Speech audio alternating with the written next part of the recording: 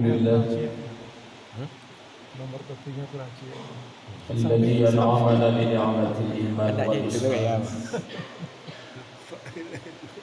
والحمد من التبيان وهدانا إلى سبل السلام. أشهد أن لا إله إلا الله وحده لا شريك له وأشهد أن محمدا عبده ورسوله. اللهم صل على محمد وعلى آله وصحبه أجمعين. أعوذ بالله من الشيطان الرجيم.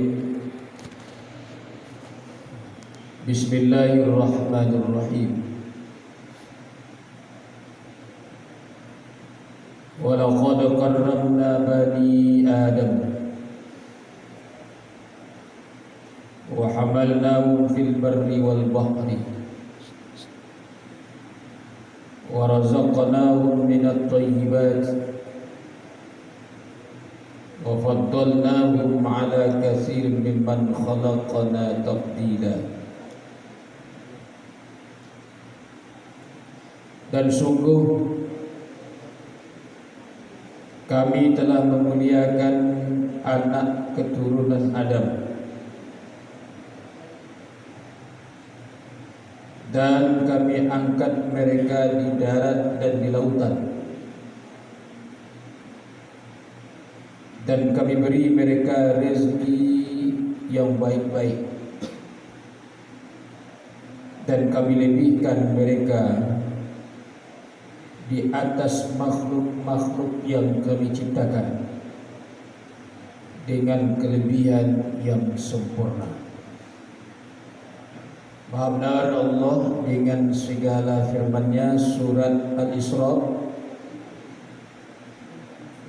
ayat yang ke-70. Yang kita hormati pengurus Masjid Baitul Arafah, selanjutnya bapak-bapak, ibu-ibu, jamaah subuh rahimakumullah. Kembali kita tiada henti-hentinya dan selalu mengucapkan puji dan syukur kita kepada Allah. Alhamdulillah, pada subuh yang berkah dan mulia ini kita kembali dapat menunaikan ibadah salat subuh secara berjamaah. Kemudian selawat dan salam kepada junjungan kita Nabi besar Muhammad sallallahu alaihi wasallam. Allahumma salli ala Muhammad wa ala ali Muhammad. Ibu-ibu, bapak-bapak, jamaah subuh rahimakumullah. Kita bersyukur karena kita telah ditakdirkan Allah menjadi manusia. Kalau jadi binatang apa ada bapak ibu? Tidak ada tawa masa jika. Jadi bersyukur kita karena kita ditakdirkan Allah menjadi manusia. Manusia adalah makhluk yang mulia, makhluk yang terhormat, makhluk yang sempurna. Laqad khalaqnal insana fi ahsani taqwim. Sungguh kami jadikan manusia itu sebaik-baik kejadian. Dalam surat Al-Isra ayat 70 yang telah kita bacakan di awal Bapak Ibu, di sini sangat jelas sekali Allah menyanjung kita manusia. Allah memuji kita manusia. Apa kata Allah? walaqad karramna bani Adam.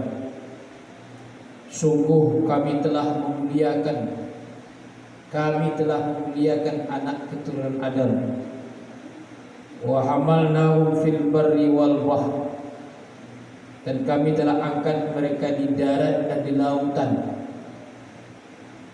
Wa razaqnahum minat thayyibat. Kami beri mereka rezeki yang baik-baik. Wa faddalnahum, dan kami lebihkan ala kasirin mimma khalaqna tafdila. Kami lebihkan mereka di atas banyak makhluk yang kami ciptakan, di atas kesempurnaan kelebihan. Nah, Bapak Ibu jamaah syukur rahimakumullah. Jadi kita melihat daripada malaikat, kita melihat apalagi daripada binatang. Kita adalah makhluk yang mulia. Lalu pertanyaannya Bapak Ibu jamaah syukur rahimakumullah, di mana letak kemuliaan kita manusia itu? Nah, dalam sebuah hadis yang diriwayatkan oleh Imam At-Tirmizi dalam sebuah kitab yang bernama Kitab Nasaihul Ibad karangan Ibnu Hajar Asqalani,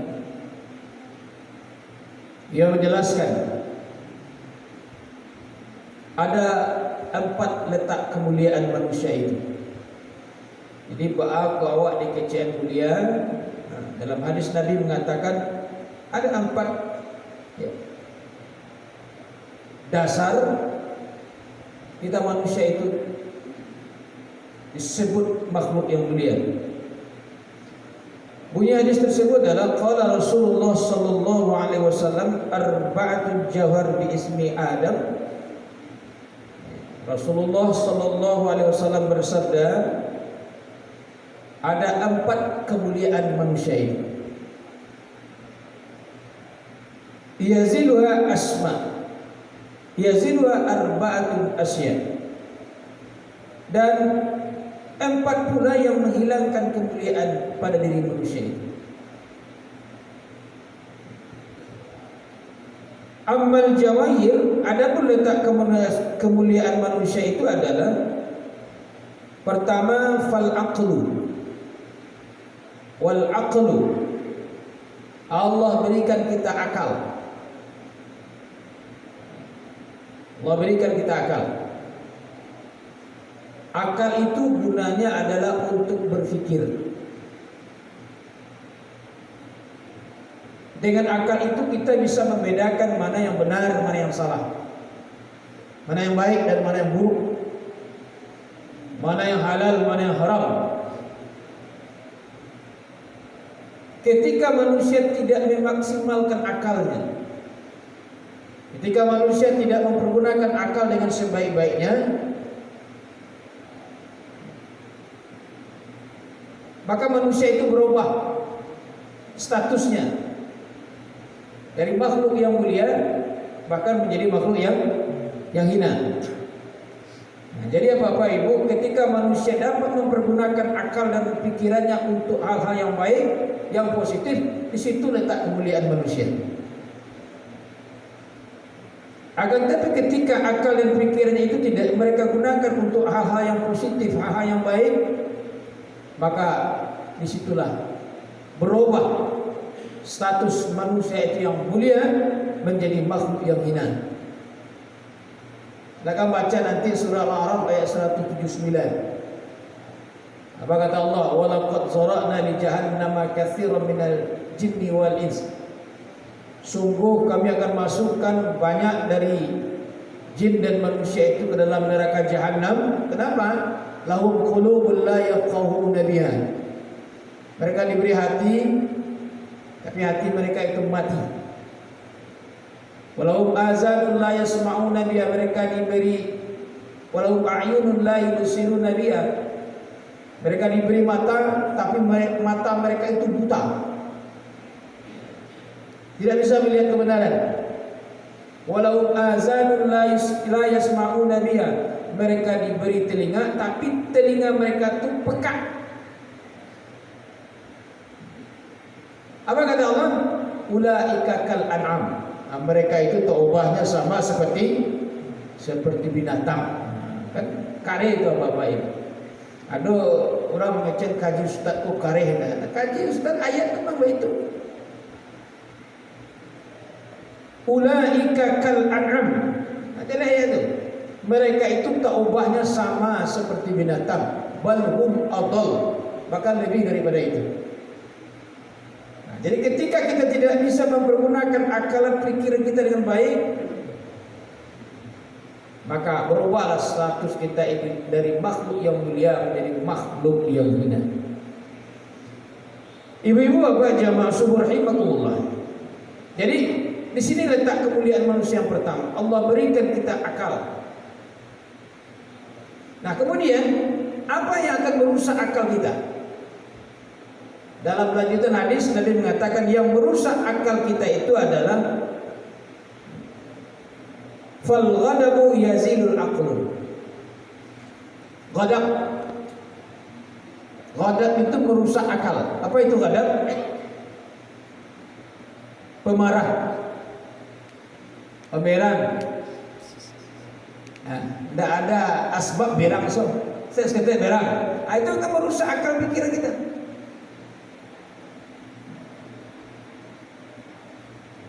Kenapa? Karena kata Rasulullah la taghdab wa lakal jannah.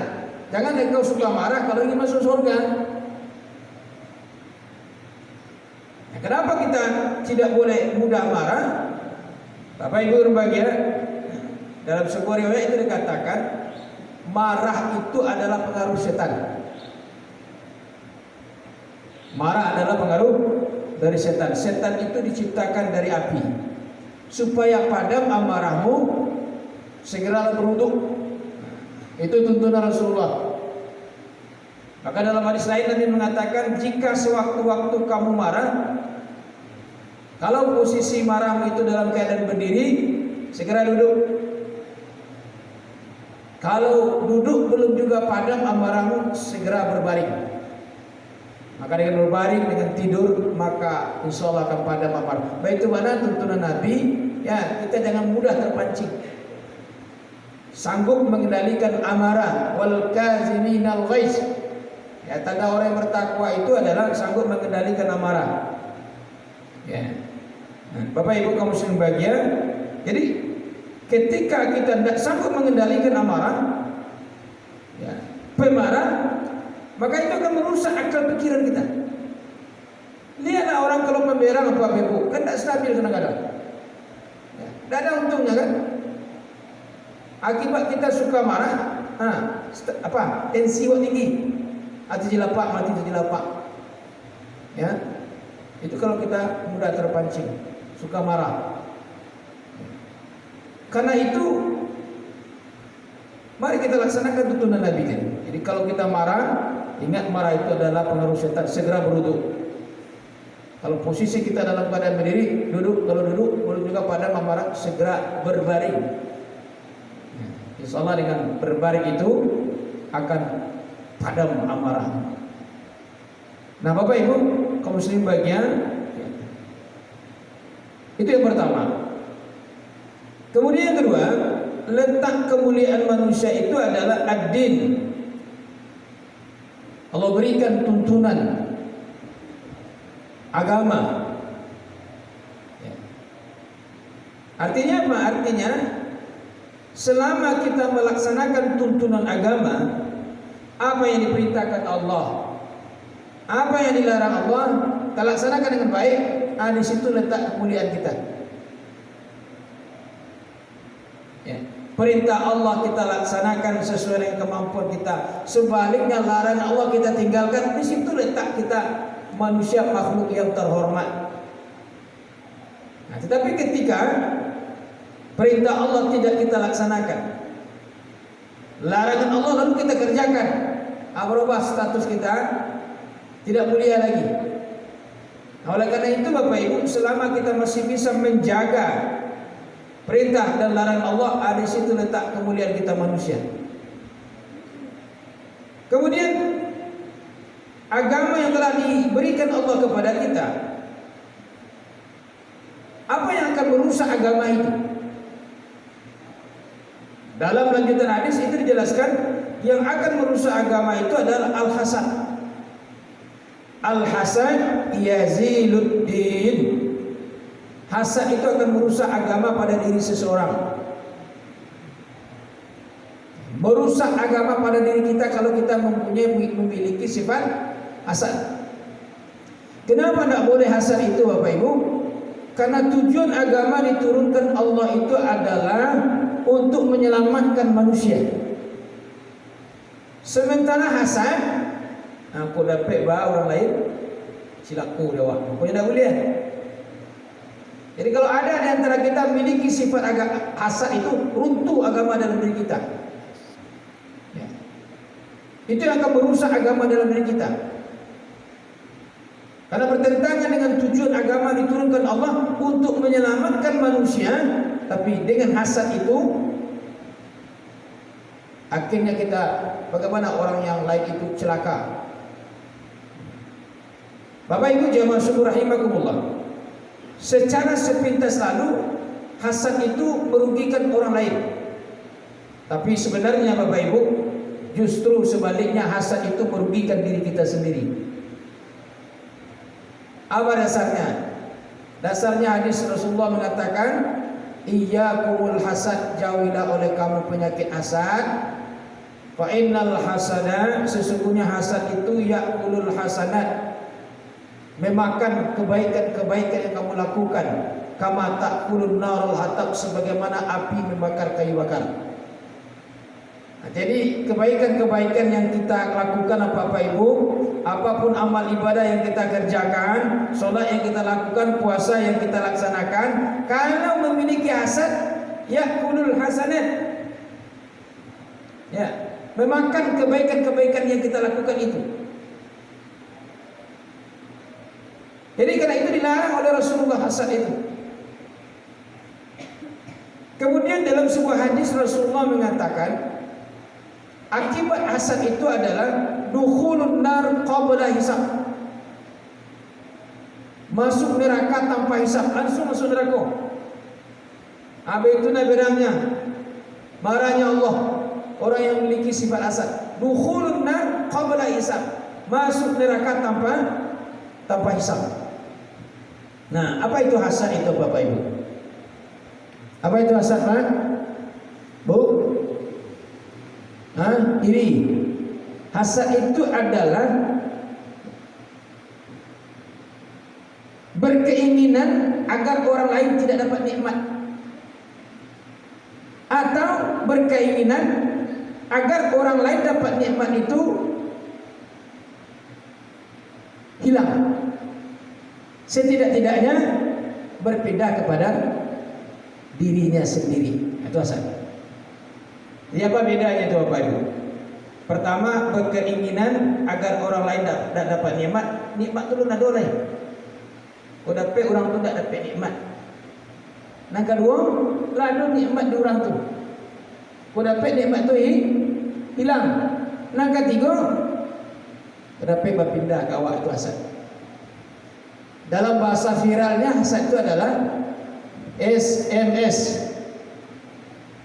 Apa itu Bu? Susah melihat orang senang, senang melihat orang susah. Itu hasad itu. Gembira di atas penderitaan orang lain.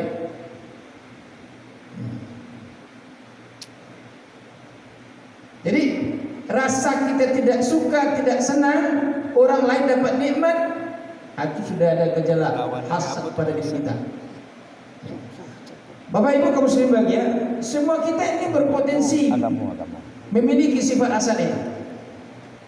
Awal mulanya hasad itu mungkin ada kebencian pada seseorang, mungkin ada perselisihan atau pertengkaran kepada seseorang. Lalu timbullah penyakit hasad, kita tidak senang kepada orang itu. Nah, oleh karena itu Bapak Ibu jamaah syukur rahimakumullah, apabila sifat hasad itu merasuki pikiran kita, maka Apa yang harus kita lakukan? Cepat-cepat kita istighfar. Istighfar apa? Istighfar apa? Baca kalimat istighfar. Ya. Kenapa? Jangan sampai hasad itu merasuki pikiran kita. Ya. Karena bahaya kalau hasad itu sampai merasuki pikiran kita. Jadi iblis diusir Allah dari surga karena sombong dan hasad ini. Karena ia tidak suka kepada Adam. Ya, gara-gara Nabi Adam dia diusir oleh Allah dari surga, begitu.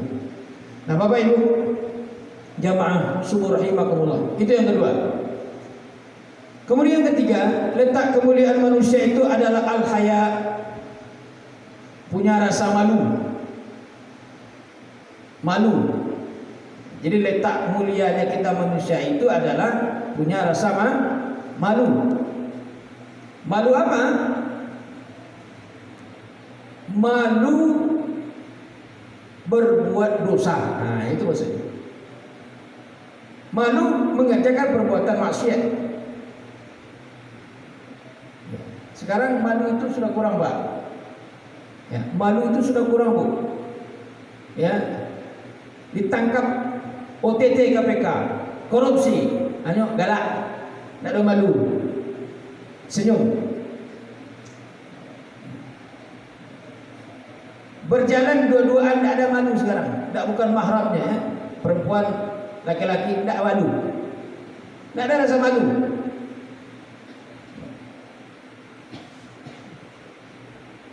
Karena itu Bapak Ibu, ketika rasa malu itu tidak ada pada kita, maka disinilah ya letaknya bedanya kita dengan binatang itu.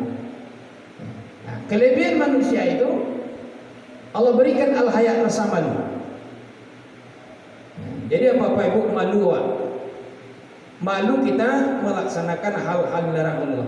Malu ketika kita ala tua duduk aja di lapau garajo baju dia lain. Nah, tak malu. Tak malu je anaknya cucu. Tak ada rasa malu. Malu sudah tua, tak dia bisa baca Quran. Tak dia pandai baca Quran. Malu. Tak ada rasa malu.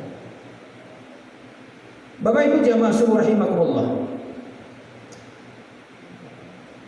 Apa yang akan merusak al-haya itu? Yang akan merusak al-haya malu itu adalah at-tama'. At-tama' yazilul haya. Tama' adalah merusak malu pada diri seseorang. Rakus, memperturutkan hawa nafsu. Jadi ketika manusia memperturutkan hawa nafsu dunia, yang jadi otak dan pikirannya hanya dunia, orientasi hidupnya hanya dunia, memperturutkan hawa nafsu, sehingga tidak bisa lagi membedakan mana yang benar, mana yang salah, mana yang halal, mana yang haram. Maka disitulah ya kehinaan pada diri manusia itu. Bapak Ibu jamaah subuh rahimakumullah. Kemudian yang terakhir, yang keempat, kenapa kita manusia itu dikatakan makhluk yang mulia? Kata Rasulullah yang keempat, al-amalus soleh. Jadi manusia dikatakan makhluk yang mulia karena banyak melakukan amal soleh dan kebaikan. Bapak Ibu jamaah subuh rahimakumullah, kalau kita banyak berbuat amal soleh, berbuat kebajikan, semakin banyak kita berbuat baik, disitulah letak kemuliaan kita. Nah, karena itu dalam hadis Nabi mengatakan khairun nas anfa'uhum linnas. Sebaik-baik manusia itu adalah yang bermanfaat hidupnya untuk orang lain. Wa ahabbul a'mal, sebaik-baik amal itu adalah sururun tidkhulu 'alal muslim, menyenangkan hati orang lain. Au taksifu anhu qurbah, membayar hutang orang yang sedang berhutang. Amal yang terbaik itu. Jadi kalau ada orang yang berhutang tidak mampu lagi yang bayar, tidak ada ini kau bayar dong. Lalu kita relakan, kita ikhlaskan, amal yang terbaik untuk kita itu. Autak buru anju, ya. Bantu orang-orang yang dalam keadaan kelaparan. Nah, jadi apa Bapak Ibu, semakin banyak kita berbuat baik, membantu dan menolong orang lain, maka disitulah letak kemuliaan kita manusia. Nah, kemudian apa yang akan menghilangkan kebaikan kita? Apa yang akan merusak kebaikan kita? Kata Rasulullah, yang akan menghilangkan kebaikan kita itu adalah al-ghibah. Al-ghibah yazilu amalus soleh. Ghibah akan menghabiskan amal soleh kita. Apa itu ghibah? Gunjing, menyebutkan aib orang lain, kejelekan orang lain, orang itu tidak ada di hadapan kita. Nah, ketika kita berghibah, ketika kita bergunjing, maka yazilu amalus soleh, habis amal soleh awak. Nah, itu dasar hadisnya. Jadi ghibah menghabiskan amal soleh kita. Bahkan dalam hadis lain Nabi mengatakan sittatu asya tuhbatul a'mal. Ada 6 perbuatan yang akan merusak amal kita, yang akan menghabiskan amal ibadah kita. Satu di antaranya adalah al-istighalu bi uyubil khalq. Sibuk membicarakan aib orang lain.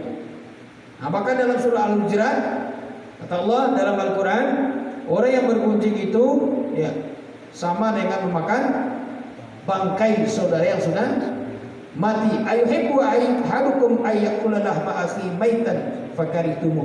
Sudikah kamu memakan bangkai saudara yang sudah mati? Di banyak dasarnya Bapak Ibu jamaah syukur rahimakumullah, kita dilarang bergunjing. Kenapa? Karena akibat gunjing itu yazilu amalus soleh, habis amal ibadah kita. Karena itu mari kita berhenti bergunjing. Ya Bu? Ini banyak bergunjing Ibu lah. Hah? Apa-apa indah dong. Apa-apa paling-paling mempekecil orang saja. Kenapa? Karena gunjing itu menghabiskan amal soleh kita. Ya, sia-sialah amal ibadah yang kita lakukan kalau keluar ghibah dari mulut kita. Ya Rasulullah, bagaimana kalau yang kita ucapkan itu benar ya Rasulullah? Itu dah gunjing. Nah, kalau tidak benar apa? Nah, itu lebih bahaya lagi. Itu fitnah. Al-fitnatu asyaddu minal qatl.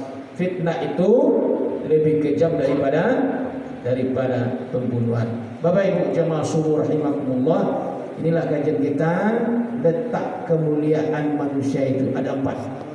Nah, jadi manusia dikatakan makhluk yang mulia karena manusia pertama diberi akal. Nah, ketika akal itu kita potensikan dengan sebaik-baiknya, mulia kita. Apa yang akan merusak akal kita? Ghadab. Apa tadi? Pemarah. Pemarah itu akan merusak akal kita. Makanya Bapak ketika menjatuhkan talak kepada istrinya, ya, dalam kondisi emosi kan gitu, tidak sadarnya itu talak. Nah, baik itu mana awak dilarang, tak boleh awak tumrah terpancing. Kemudian yang kedua, letak kemuliaan manusia itu adalah Allah berikan agama. Selama kita melaksanakan tuntunan agama, mulia kita manusia. Apa yang akan menghilangkan agama pada diri kita? Hasad. Hasad yaziluddin, akan menghilangkan agama pada diri seseorang. Yang ketiga, Allah berikan kita al-haya. Apa itu al-haya? Punya rasa malu. Malu apa? Malu berbuat dosa. Nah, apa yang akan merusak rasa malu itu? At-tama'. At-tama' yazilul haya. Tomat akan menghilangkan rasa malu pada diri seseorang. Yang terakhir, letak kemuliaan manusia itu adalah al-amalus soleh.